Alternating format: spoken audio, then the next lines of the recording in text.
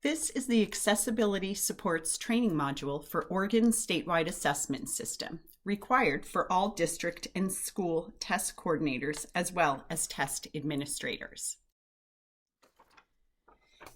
This training is designed to provide an overview of Oregon's statewide assessment accessibility supports. Resources that support the selection, administration, and evaluation of these supports is also discussed.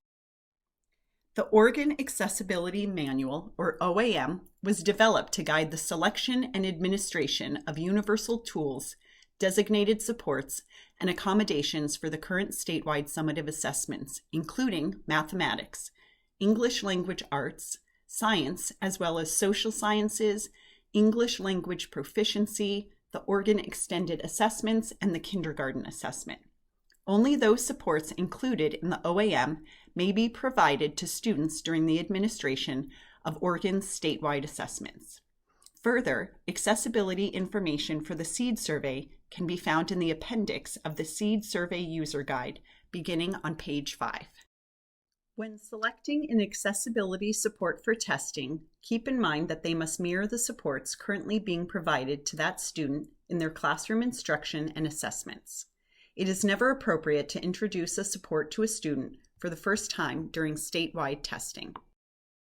It is critical to know the differences between each tier of statewide assessment accessibility supports. Specifically, there are 3 tiers of support: universal tools, designated supports, and accommodations. Each of the 3 tiers of support have different rules for implementation. Universal tools are automatically available to all students and can be student selected. Designated supports are set and tied by test administrators and are available to any student based upon identified need. Accommodations are also set and tied by TAs and are available to students who have that support documented in their IEP or 504 plan. Within each of these tiers, any specific support may be embedded or incorporated in the testing interface, such as text-to-speech, or they may be non-embedded or outside of the testing interface, such as the use of scratch paper. For more details of each tier of support, consult Table 1.1 in the OAM. A modification is any practice or procedure that changes the construct being measured on an assessment, such as changes to the content, the level of cognitive demand, or the expected performance or outcome. Any support that is not listed in the OAM is considered a modification. Assessments taken under any modified condition are counted as non-participants in all federal and state accountability measures and reports. Having familiarized your student teams with the requirements associated with the use of the 3 tiers of accessibility supports, we turn our attention to some of the practical tasks involved in the process: the identification or selection, administration, and evaluation of accessibility supports. For those purposes, we recommend that teams consult the Council of Chief State School Officers Accessibility Manual, specifically Section 3 and the Tools section. The identification of whether a particular support is offered as a universal tool, designated support, or accommodation is determined independently for each assessment based on the construct that assessment is designed to measure. As part of the identification of accessibility supports process, ODE highly recommends using the sample tests to familiarize TAs and students to the tests and accessibility supports. In order to enable any available embedded support in a sample test, a proctored test session will need to be set up. For directions on how to set up a proctored sample test, consult the Online Test Administrator User Guide. Please note that it is never appropriate to initiate an operational assessment for this purpose. CCSSO's Accessibility Manual contains assistance in identifying or selecting various types of accessibility supports for students, including consideration of at least 3 factors. Number 1, student characteristics, disabilities, language proficiency, accessibility supports used in classroom instruction, and on assessments in order to access and perform with academic standards and state tests. Number 2, classroom instruction and assessment tasks. knowledge about what tasks are required in instruction and on state assessments, and ways to remove physical and other barriers inhibiting a student's ability to perform those tasks. Number 3, accessibility policy. Accessibility policy for an assessment or for part of an assessment and consequences of those decisions. Having identified the accessibility supports that each student needs, the next step is to ensure that these supports are documented according to federal and/or state requirements.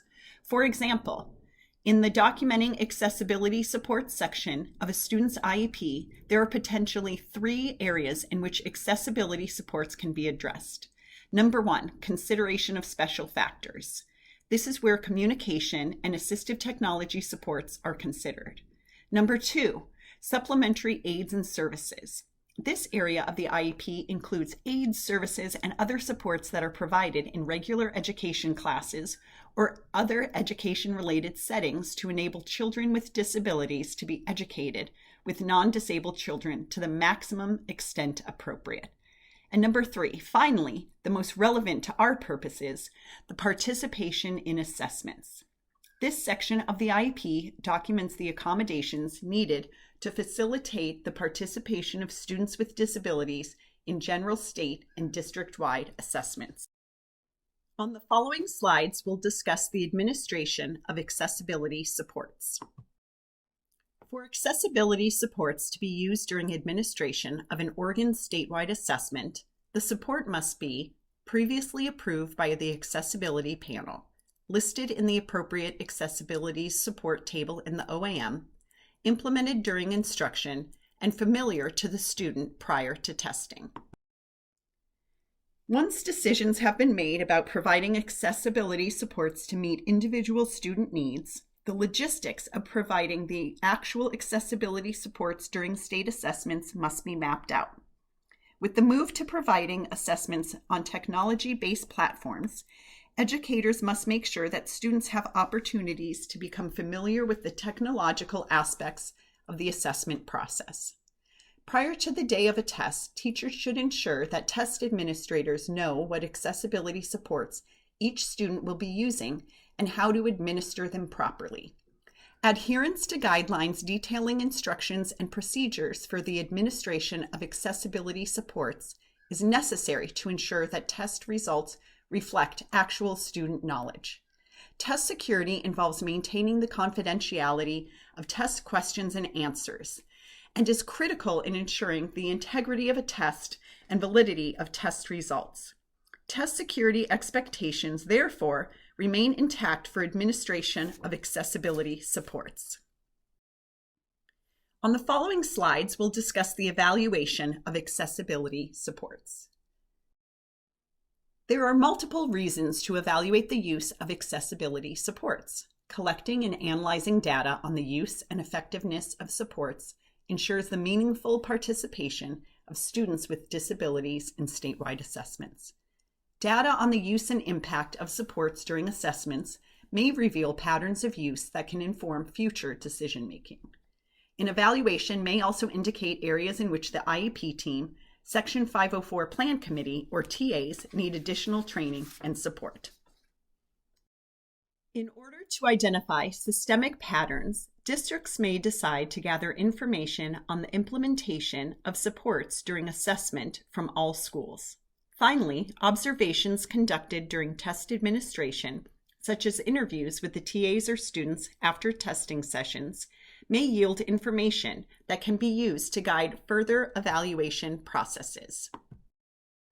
This is an optional point in the required training to pause and discuss the questions provided or a locally developed set of relevant questions. If you would like to pause, please pause now.